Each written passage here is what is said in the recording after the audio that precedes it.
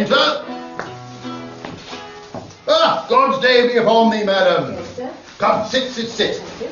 Now, what is it that you wish to consult with me upon? I'm mighty afeard, sir. There has been much pestilence abroad. I have seen folk with red crosses painted upon their doors, and those forcibly barred into their own households. I wish to know what I can do to keep this horrid pestilence away from my own door. And well you might, madam, but this is a large issue.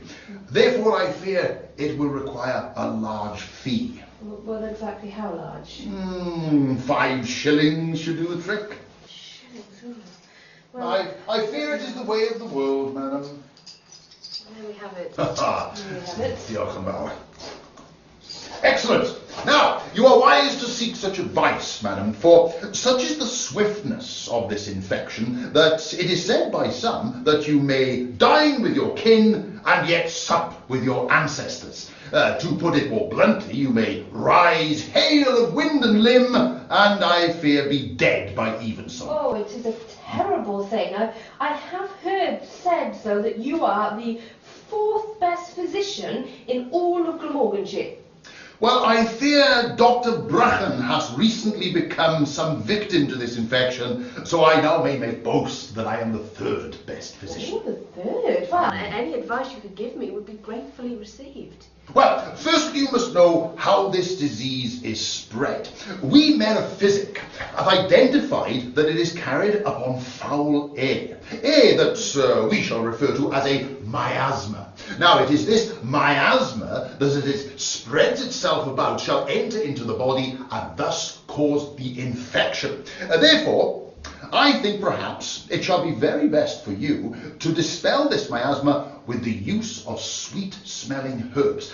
Have your serving girls to gather rosemary, lemon balm, mint even. Have them to strew these herbs about your floor, and as folk then shall tread upon them, so their sweetness is released to the air, and you shall be kept very well. Well, already my maidservants will strew herbs each and every day. They burn sweet-smelling oils about my household. Is there naught else that can be done? Well, some do say that more pungent smells shall work more better.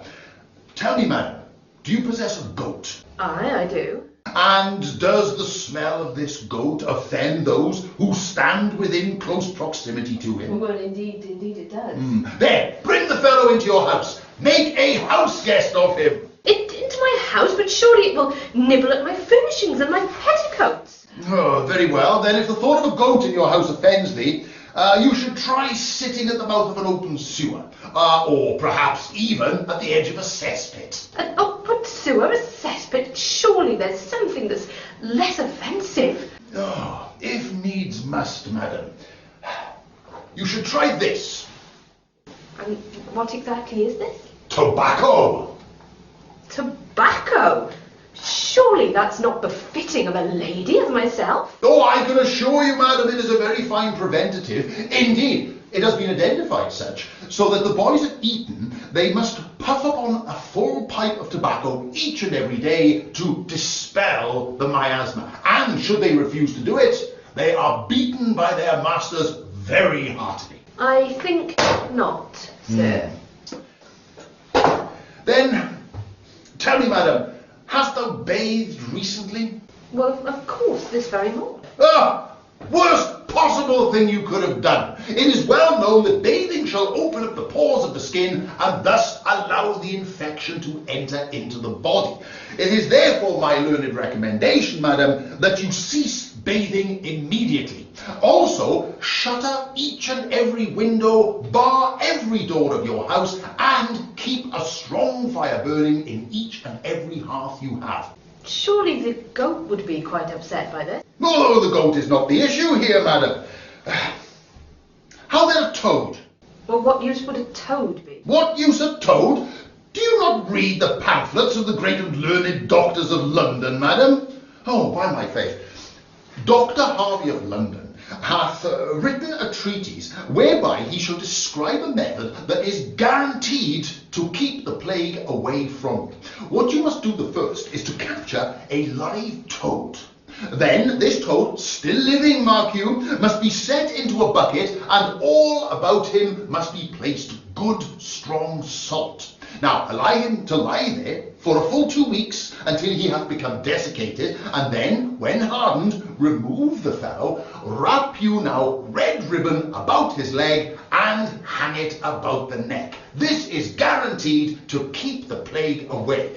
Do you possess such a toad, madam? Nay, I do not. Then, for a further shilling, I shall furnish you with this fellow.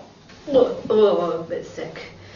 So, to prevent the plague, I must strew my house with sweet-smelling herbs, make a house guest of my goat, puff upon a pipe of tobacco, wear a dry toad round my neck, and refrain from bathing. Aye, you should give thanks to God, madam, that you live in the most modern of times, that you are able to employ the most cutting-edge methods of scientifical medicine. However, I fear that 5 shillings shall buy only but some measure of my time, therefore I shall bid ye good day. Very well. Well, if naught else, at least it shall keep my mother-in-law away. And is she more fearful than the plague, madam? Indeed she is, sir. Indeed she is.